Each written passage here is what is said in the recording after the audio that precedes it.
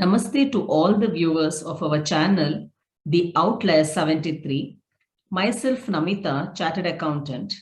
I kindly request you to subscribe to this channel in great number.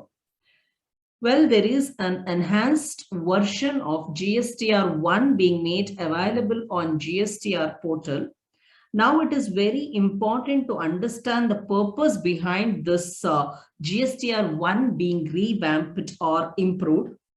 The main purpose is to enable the saving of GSTR1 details on the GST portal efficiently and making it user-friendly. The mode of viewing GSTR1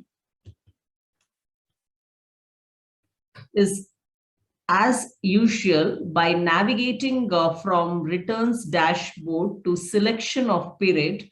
Next, being details of outward supplies of goods or services, GSTR 1, and then clicking on prepare online. GSTR 1 has been mainly grouped into two sections now, that is add record details and amend record details. By default, add record details shall be in expanded form and amend record details shall be in collapsed form or in hidden form. Well, taxpayer can expand or collapse this section as per their requirements. Moving forward, the e-invoice advisory and help button have been moved to the top of the dashboard page for ease to access. Well, color coding is implemented to make the table more informative.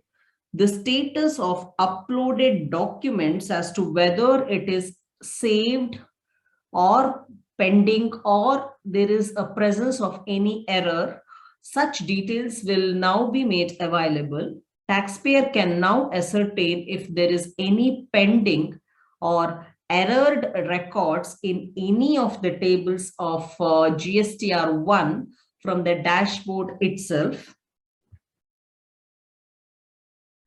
Well, enhancement in B2B table can be witnessed now. Record details table will have the columns like taxpayer type, processed invoice, pending or errored invoice, add invoice, and a search option as well.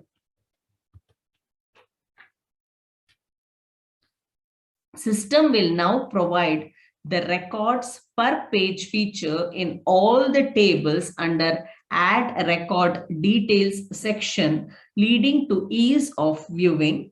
This feature will allow the taxpayer to customize the number of records to be viewed on per page. By default, the records per page will be set at 10 records per page and can be increased to view 50 records per page. A new check has been introduced in the system which will check whether the taxpayer has added new records after generating the summary. Taxpayer may please note that there would be a changed flow in such situation. In case new records have been added, the submit and preview button will be disabled till a new summary has been generated after updating the records. Let me repeat, in case if the taxpayer has added new records, the submit and preview button will be disabled till a new summary has been generated after such updation of the records. Let's have a quick look into the steps involved in filing of GSTR 1. Taxpayer can add or amend records in the respective tables of GSTR 1. Once the records are saved, taxpayer can click on Generate Summary button. After the summary is successfully generated, system will enable preview and submit button. If the taxpayer intends to verify the summary of GSTR1, taxpayer can click preview button to download the summary PDF. Taxpayer can make necessary changes before submit or file of GSTR1. However, if any new records are added after generating the summary, the submit and preview button will be disabled till a new summary has been generated by clicking generate summary button after updating the records. Taxpayer will also be informed to generate new summary in case the latest summary is not available or generated. After the changes is done in GSTR1, taxpayer can click on generate summary button and can submit or file GSTR1.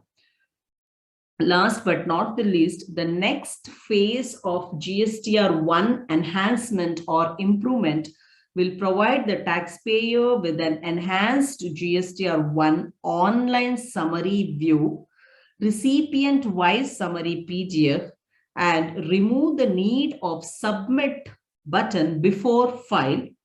The details of such improvement or the second phase of improvement in the GSTR will be made available to the taxpayer in due course. Thank you, friends, for watching this video till the end. I kindly request you to subscribe to this channel and also share these videos among your friends and also like this video. Thank you.